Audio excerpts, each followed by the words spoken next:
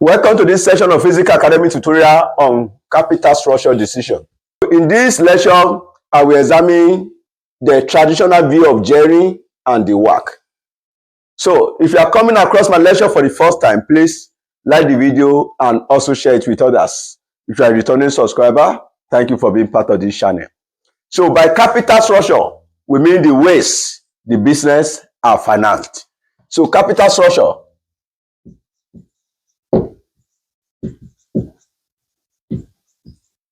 is the way the business are financed. Some business may be financed with only equity, while others may be financed with the mixture of equity and debt. So those businesses that are financed with only equity are said to be ungeared company. So it means the only source of finance of the company is the capital provided by the shareholders or by the owners. But if a business is financed with the mixture of equity and debt, the business is said to be geared company. It means debt capital have been included as part of their source of finance. That is, the business are financed with the mixture of equity and debt. That is geared. So, traditional views of gearing. Traditional views of gearing. Traditional view or views of gearing. So, number one, so the relationship between gearing and the cost of capital could be like this. Gearing in percentage. The cost of capital, cost of capital. This is 0. So, WACC. WACC means weighted average cost of capital. So, from this diagram, the minimum point is this place. So that level at which WACC is at minimum is called optimum level of gearing. So that means the optimal level of gearing is the level of gearing at which weighted average cost of capital is minimized. That is the level at which the weighted average cost of capital is at the minimum. The traditional view of gearing states that the optimum level of gearing is the level at which WACC is minimized. The optimum level of gearing is the level at which WACC is minimized. I want to examine the view of the Modigliani and Miller on the optimum level of gearing. So, Modigliani and Miller propositions. So, we want to examine the Modigliani and Miller propositions without tax. Without tax. For examination purpose, anytime you are to ignore tax, so the Modigliani and Miller propositions without tax, so you can just draw the diagram like this. This is cost of capital, cost of capital, cost of capital. This is gearing. The gearing is in percentage. So this is 0. So the cost of capital, we may have cost of debt, cost of debt, cost of debt, cost of debt. So then we may also have the weighted average cost of capital, WACC. WACC. Weighted average cost of capital. Then we can as well have cost of equity. Cost of equity. So if I have to state the M&M proposition 1 without tax, so you state it like this. M&M, that is Modigliani and Miller, proposition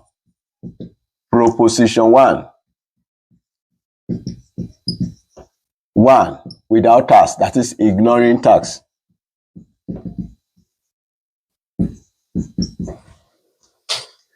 So if you look at this, the gearing is increasing. You can have 1%, you may have 2%, you may have 3%, you may have 4%, and so on. If this is 1 and this is 2, 3%, 4%, that means if you are moving toward your right hand side in this diagram, the gearing is increasing. So it was 1% here, it was 0% here, 1% here, 2% here, 3%, 4%, can continue to increase to any percentage. So between any percentage between 0 and 100. So what happened to the cost of debt? The cost of debt here may be, let's say it is 20%. So when gearing level is 1%, what is cost of debt? It was 20%. When gearing level increases to 2%, the cost of debt remains 20%. When it increases to 3%, the cost of debt remains at that. So it means the cost of debt remains unchanged as the gearing increases. So the cost of debt is not affected by the level of gearing. Even if the gearing is increasing, the cost of debt will remain unchanged. Now, we want to examine the proposition 1 on the WACC. So, weighted average cost of capital. So, you can see that even at this level, when the gearing level is 1%, WACC, maybe, let us assume this place is 30%. So, when the gearing is 1%, WACC is 30%. When it increases to 2%, WACC remains 30%. When it increases to 3%, it will remain at that. What happens to WACC? The WACC is constant at all levels of gearing. So WACC, that is weighted average cost of capital, is constant. Constant at all levels of gearing. WACC is constant at all levels of gearing.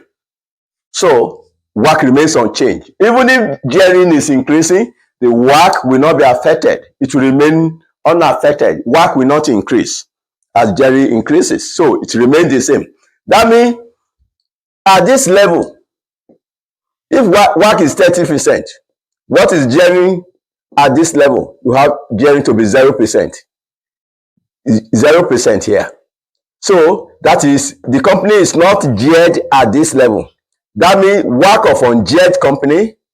So when it is now geared at this level now, the WACC remain at 30%. Therefore, we can have WACC of geared company, WACC of geared equal to WACC of an ungeared companies. WACC of ungeared company. WACC of geared, at this level, the company is not geared because the gearing is 0%. But at this level, the company is geared. When the company was not geared, WACC was 30%. And when it is geared at this level, the WACC remains at 30%. That is why we can conclude that the WACC of a geared company equal to WACC of an ungeared company. That is based on M&M proposition 1 without tax. Now, what happens to the market value of the company? What happens to the market value? So, based on M&M proposition 1, so the total market value, that is, if I'm referring to total market value, I'm referring to the total market value of the equity and debt. So the total market value, that is equity plus debt, will be the same for a company with identical annual cash profit and identical business risk characteristics. I've told you that the total market value, that is equity plus debt, will be the same for a company with identical annual cash profit and identical business risk characteristics. The total market value will be the same if the company have identical cash profit and identical business risk characteristics. So that means we can conclude that the market value of a geared company will be equal to value of an ungeared company. So from the formula, the WACC, WACCG, mean WACC, that is weighted average cost of capital, WACC of a geared company. I've told you a company is geared if it includes debt as part of its source of finance. Then why WACC, WACCU, that is WACC of an ungeared company. I've told you the company is ungeared if it is financed with only equity. If a company is financed with only equity, that means the company is ungeared. VG stands for market value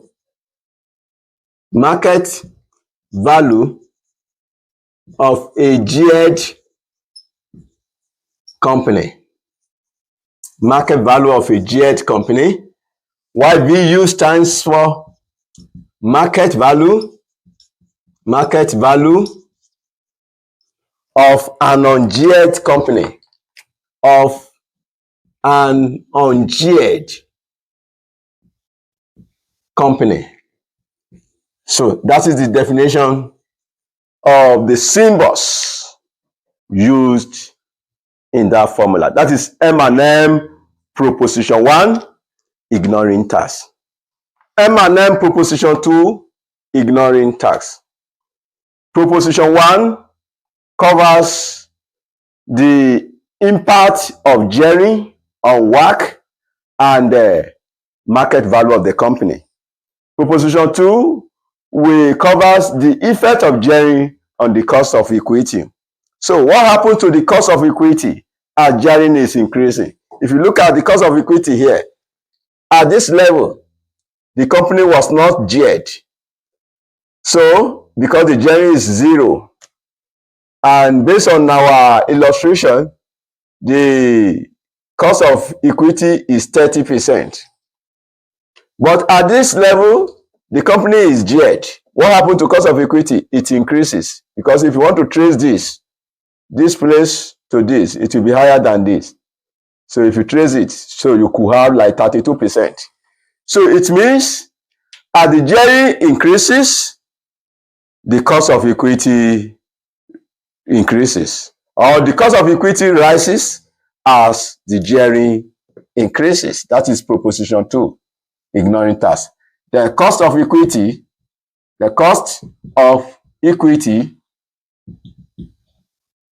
rises as the gearing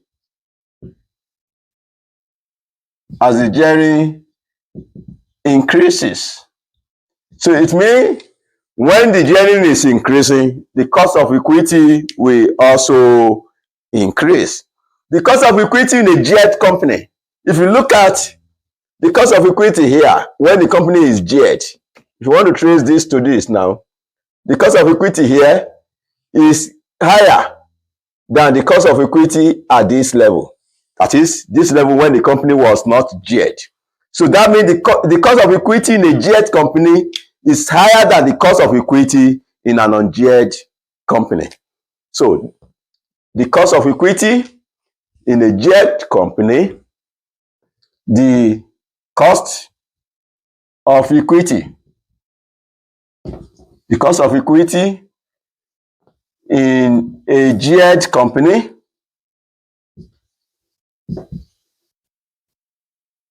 is higher than the cost of equity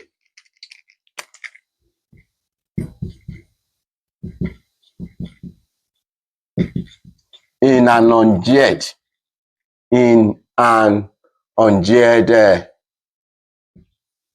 company. The cost of equity in a geared company is higher than the cost of equity in an ungeared company by the financial risk premium. It's higher than the cost of equity in an ungeared company by the financial risk premium. That is M&M proposition 2, without tax or ignoring tax. Therefore, we can have CAG. CAG means cost of equity in a geared company equals to Q means cost of equity in an ungeared company plus financial risk premium. I've told you that the cost of equity in a geared company is higher than the cost of equity in an ungeared company by the financial risk premium. Therefore, we can have CAG equal to Q plus D over E, open bracket Q minus KD. So this is the formula for calculating the cost of equity in a geared company. So ignoring tax based on Modigliani and Miller proposition 2. So what are the variables? Let's define the variables in the formula. CAG means cost of equity in a geared company.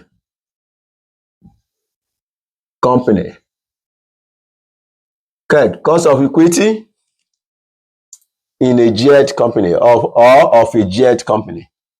Q, cost of equity of an ungeared company. Cost of equity of an ungeared company. D equal to market value of debt. Market value of debt. Then E equal to market value of equity. Market value of equity.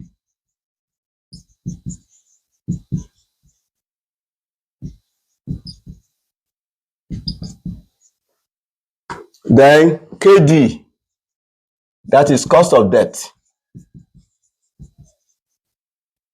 Cost of debt. So this is the formula for calculating the cost of equity in a geared company based on M&M proposition 2, ignoring tax. Example 1. An all-equity company has a market value of 150 million naira and a cost of equity of 10%.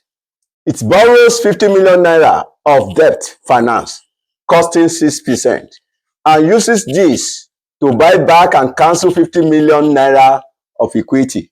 Tax relief on debt interest is required. According to Modigliani and Miller, if taxation is ignored, what will be the effect of the higher gearing on A, the WACC, B, the total market value of the company, and C, the cost of equity in the company? Solution. In A, You were told, according to Modigliani and Miller, if taxation is ignored, that is, you are expected to make use of the Modigliani and Miller proposition ignoring tax. If taxation is ignored, what will be the effect of the higher gearing on the WACC? So I've told you, based on the M&M proposition 1, ignoring tax, I've told you, as I said, the WACC is constant at all levels of gearing.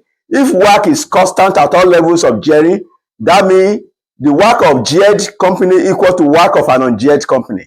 Therefore, there is no effect of higher gearing on the WACC. So A, the higher gearing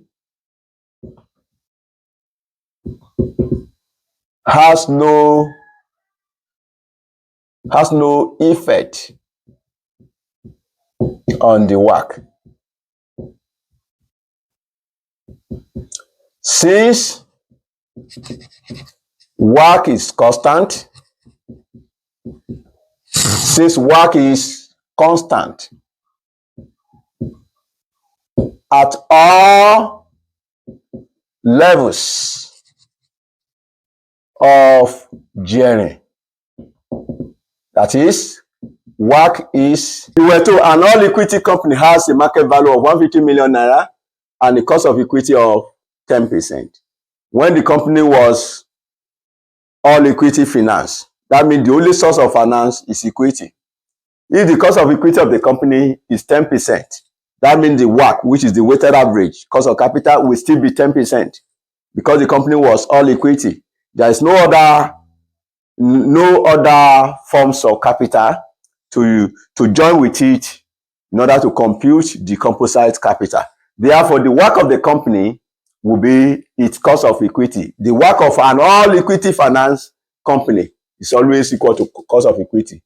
WACC of ungeared company is always equal to cost of equity.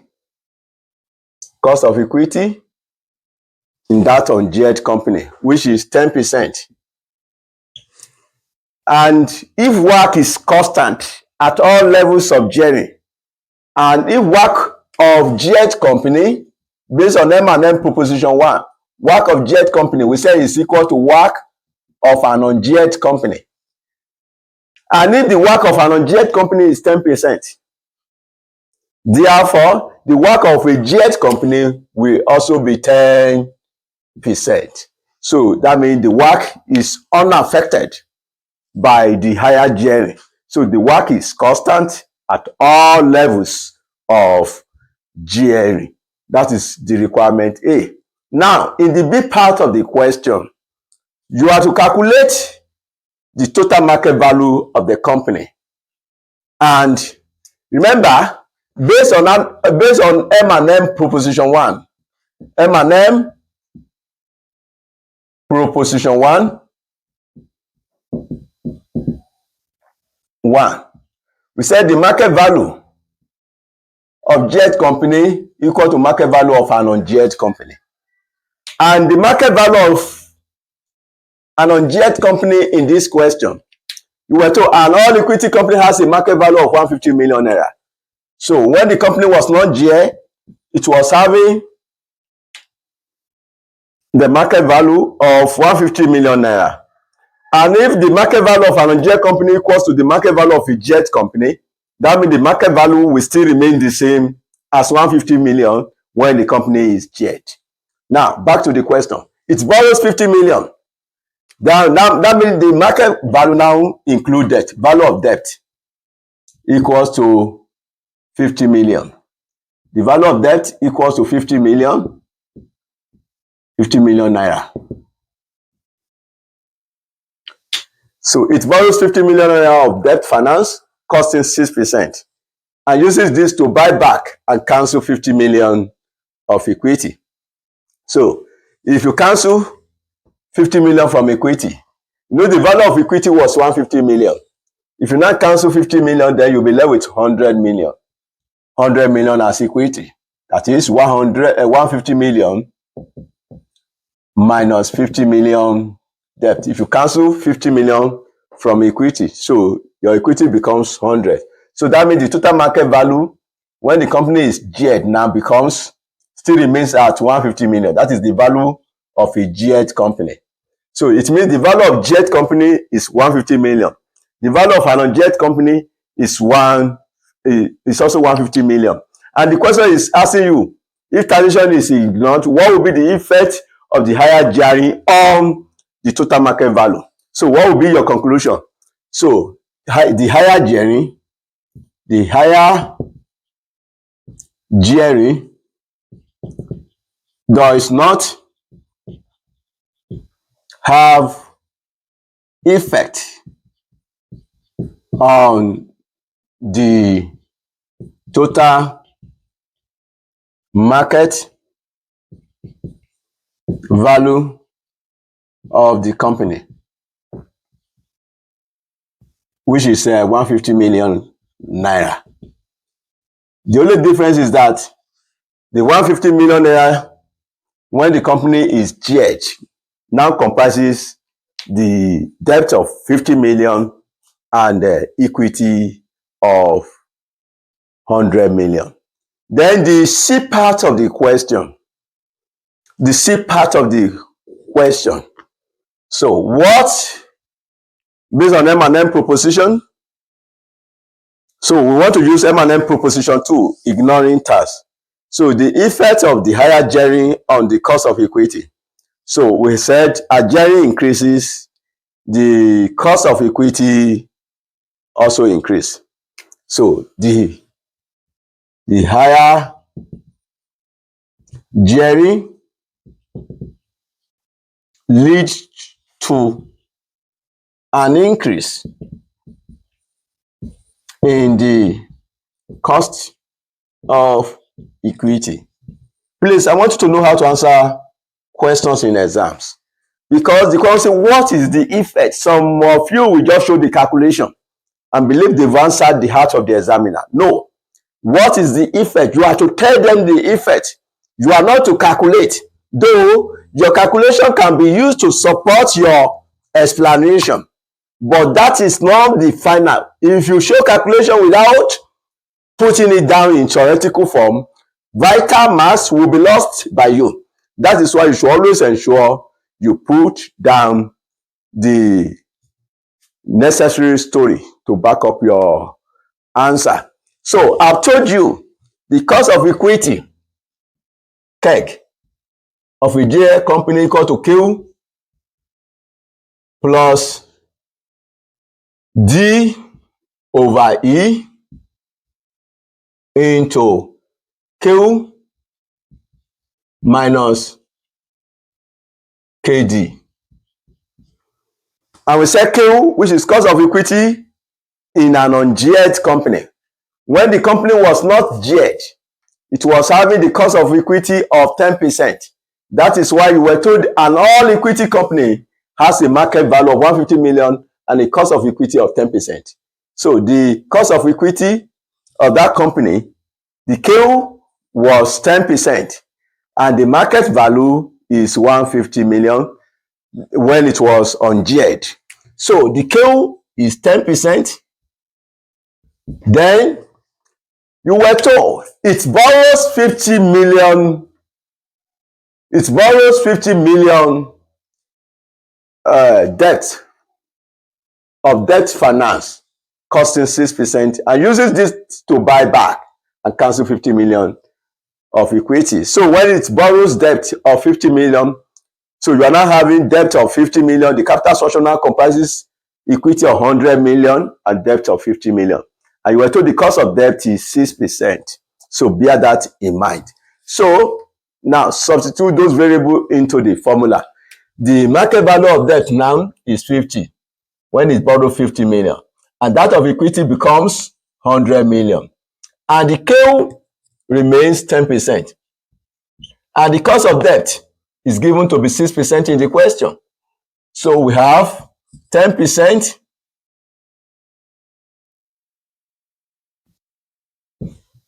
10% plus 50 over 100 times, if you subtract this, 10 minus 6, that is 4%. So which is 10% plus 2%. 50 over 100 times 4, that gives us 2. If you have 10% plus 2%, you have CAG to be 12%. That is the solution to example 1. Example 2. A company has 500 million naira of equity capital and 100 million naira of debt capital, all at current market value. The cost of equity is 14% and the cost of debt capital is 8%.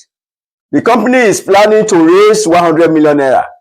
By issuing new shares, it will use the money to redeem all the debt capital required. According to Modigliani and Miller, if the company issue new equity and redeems all its debt capital, what will be the cost of equity of the company after the debt has been redeemed? After the debt is redeemed, that means the company will be all equity financed.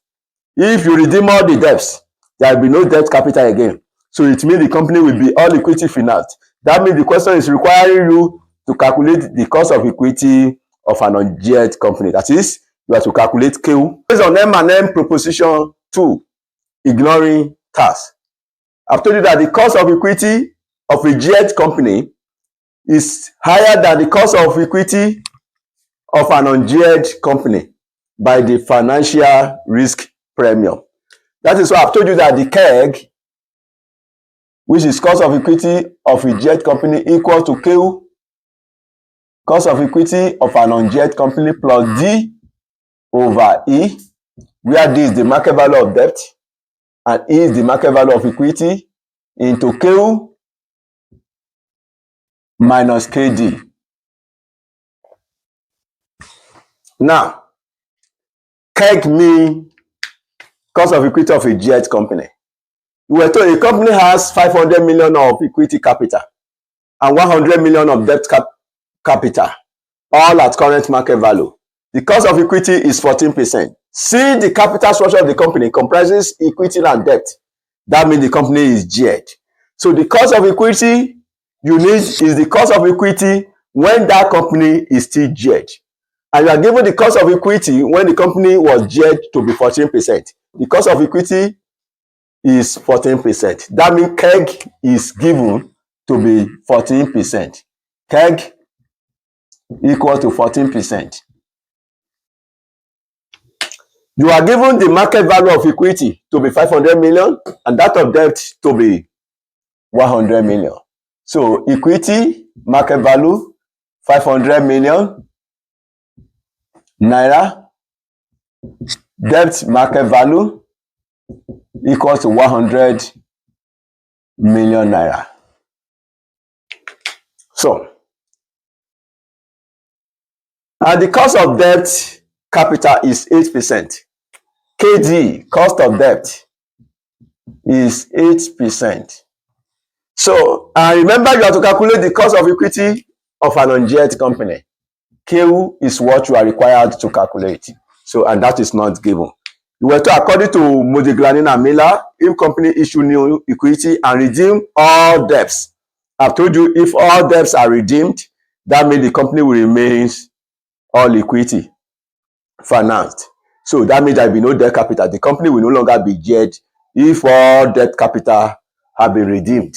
Redeem means repaid. So substituting into the formula, our CAG is 14%. 14% equal to Q, that is what is required, plus D, the market value of debt, 100, over E, 500, into Q, that is required, minus KD, and that is 8%. So, this will be equals to 14% equal to Q plus 100 divided by 500. That gives us 0.2 into Q minus 8. So you can open the bracket. If you open the bracket, then you will have 14% equal to Q plus 0.2 times Q, that will be 0.2 Q. 0.2 times 8. 0.2 times 8, that gives us 1.6 minus 1.6. The 1.6 is 0.2 times 8. So this and this are like. So you can, and this and this are like as well.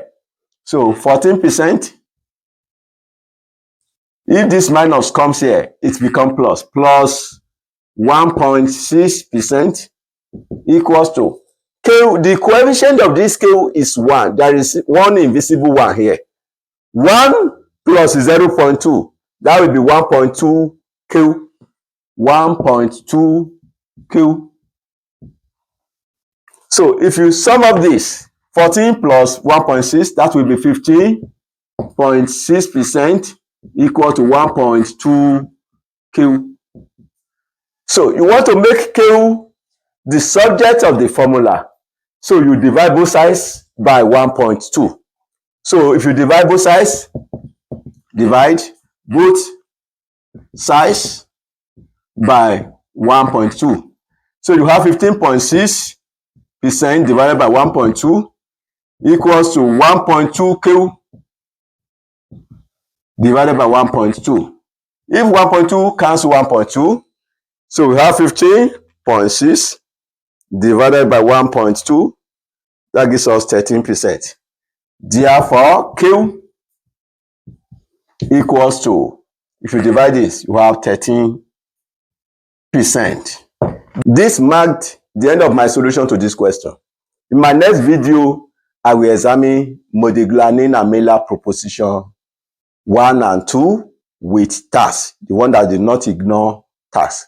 So the one with tax. Please drop the love emoji, like the video, and also share it with others. Thanks for watching ACCA.